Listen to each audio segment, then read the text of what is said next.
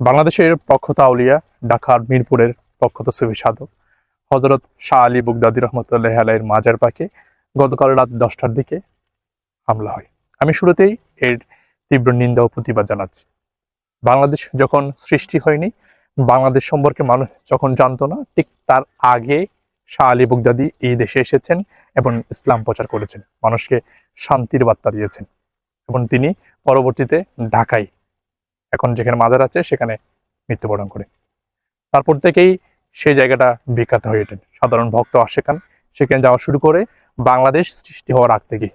তিনি শাহজালাল ইয়ামিনী রহমতুল্লাহ আলাইহির সফর সঙ্গী, 360 আউলিয়ার মধ্যে তিনি একজন।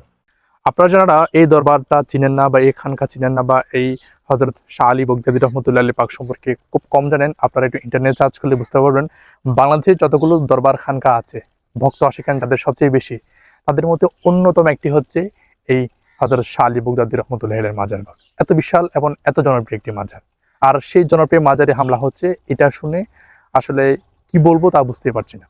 আপনারা দেখেছেন বিগত 2 বছর ইউনিট সরকারের আমলে সবচেয়ে বেশি নির্যাতন শিকার হয়েছে সুফি সাধকদের মাজার এবং বাংলাদেশের সুফি সাধকরা।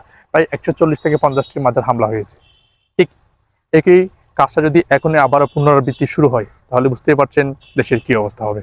ইউনূস সরকার দেশ থেকে চলে গিয়েছেন, বেশি দেরি হচ্ছে না, বাট ইতিমধ্যেই তাকে মানুষ ভুলে গিয়েছে, তার নাম পর্যন্ত মানুষ নিচ্ছে না।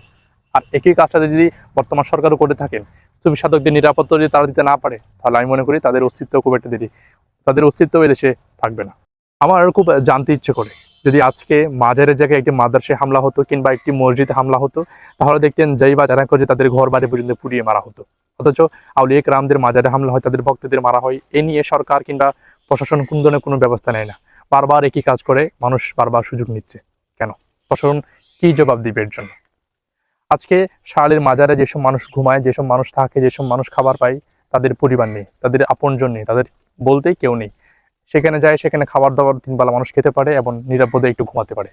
যেখানে আমরা সাধারণ মানুষ, আমাদের পরিবারে কিংবা আত্মীয় স্বজন কেউ যদি আমাদের বাসায় আসে, আমরা 2 থেকে 3 দিন থাকার পর খুব বিরক্ত বোধ করি।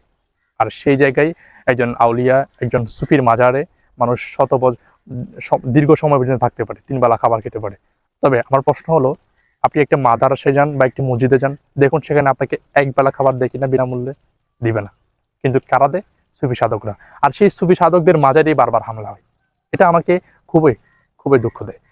আজকে এই বিষয়টাকে কেন্দ্র করে যারা চুপচাপ আছেন, আপনারা মনে রাখবেন, আপনারা যদি সুফি সাধকদের বা আউলিয়া কেরামদের প্রেমিক হয়ে থাকেন, দেখবেন কোনো একদিন এমন একটা সময় আসবে, যদি আপনারা এবার চুপ থাকতে থাকেন, তাহলে আপনি যে